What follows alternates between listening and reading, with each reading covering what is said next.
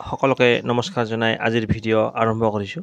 আজিৰ ভিডিঅ'ৰ বিষয়বস্তু হ'ল ফাগুন মাহত জন্ম হোৱা জাতক জাতিকাৰ স্বভাৱ চৰিত্ৰ আৰু ব্যক্তিত্ব, তেওঁলোকৰ আয়ু কিমান হ'ব আৰু কোন বয়সত বিপদৰ ভয় থাকে সেই বিষয়ে জানিব পাৰিব।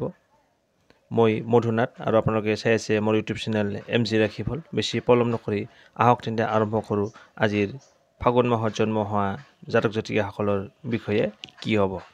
ফাগুন মাহত জন্ম হোৱা জাতক সঞ্চয়ী, বুদ্ধিমান, চিন্তাশীল আৰু ধীৰ স্থিৰ স্বভাৱৰ হয়। এওঁলোকে কম কথা কয় কিন্তু চিন্তা বেছি কৰে। ফলত কামত এওঁলোকে সফল হয়। এওঁলোক সফল ব্যৱসায়ী হৈ থাকে। মিতব্যয়ী হোৱাৰ ফলত প্ৰচুৰ সঞ্চয় কৰে।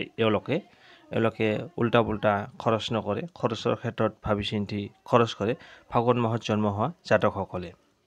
অলপ বয়সৰ পৰাই এওঁলোকে উপাৰ্জন আৰম্ভ কৰে আৰু শেষ বয়সত প্ৰচুৰ অৰ্থৰ অধিকাৰী হয়। এওঁলোকে পিতামাতাৰ প্ৰতি এওঁলোকৰ শ্ৰদ্ধা ভক্তি থাকে। এওঁলোক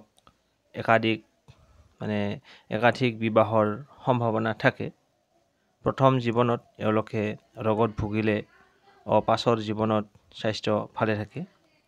ল'ৰা ছোৱালী পানীত পৰাৰ সম্ভাৱনা থাকে। তেওঁলোকৰ সন্তান পানীত পৰিব পাৰে।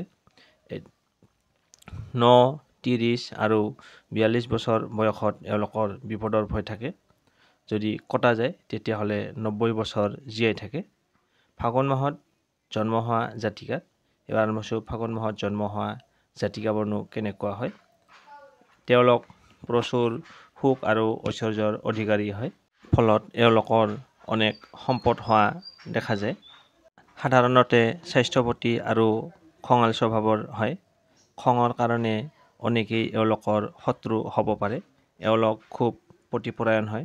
এওঁলোকে স্বামীক খুব ভাল পায়। ফলত পতিৰ বাহিৰে অন্য পুৰুষ এওঁলোকে সহ্য নকৰে।